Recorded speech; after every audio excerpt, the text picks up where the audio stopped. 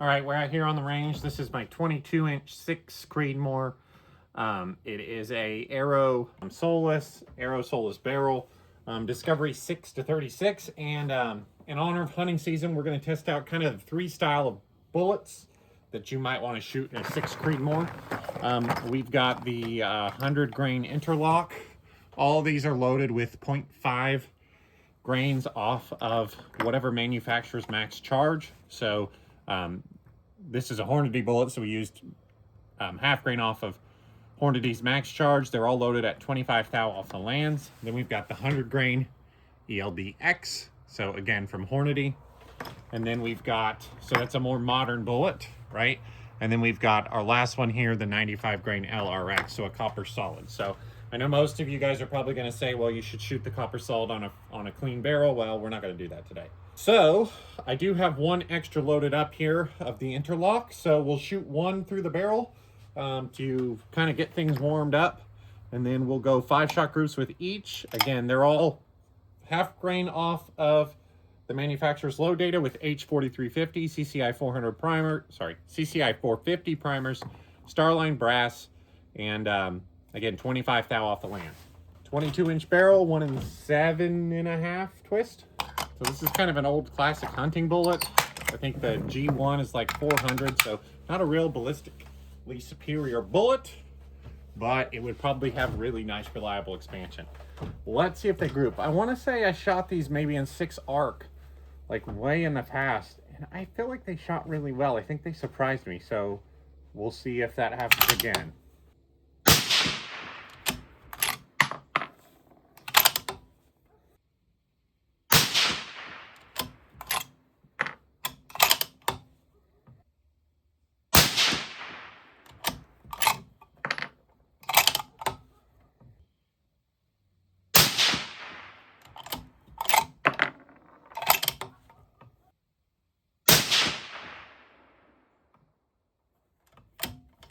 All right, so they look good here too. And this isn't a barrel that's like what I would consider like one of my best shooting barrels. Now, I don't have a ton of rounds through it, but that right there I would consider a very good group, right? We double grouped them ever so slightly, but you know, we did no load workup at all.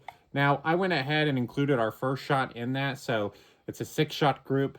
As far as velocity goes, we had 30-78 with an 11 SD.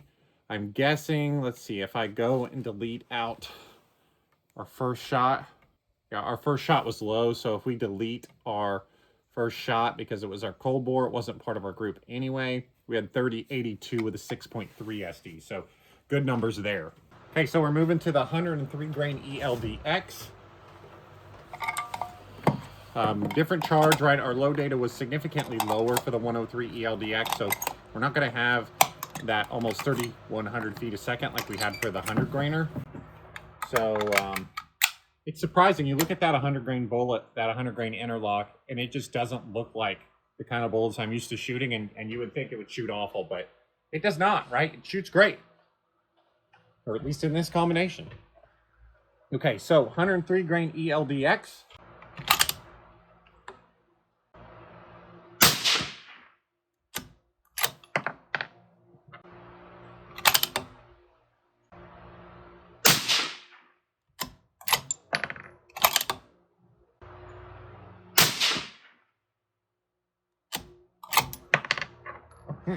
That one was weird. Nothing's loose, nothing weird happened.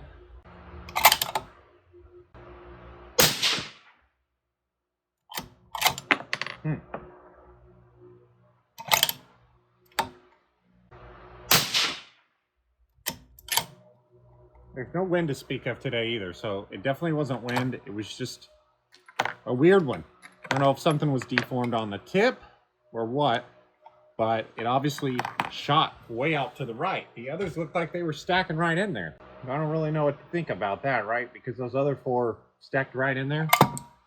I don't know. Let's see. Velocity there, we had 2989, so just under 3,000 with a 6 SD. So other than our weird flyer, which I don't know what happened to, you know, looks really good. Obviously, we'd have to, if we were going to trust this to use, probably want to shoot some more of those just because we had that weird one.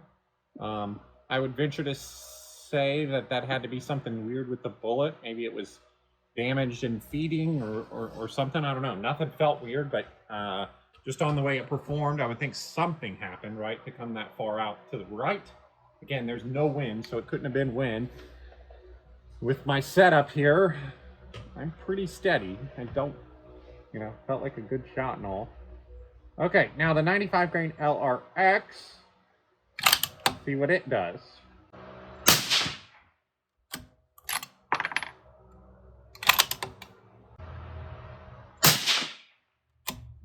Definitely a point of impact shift.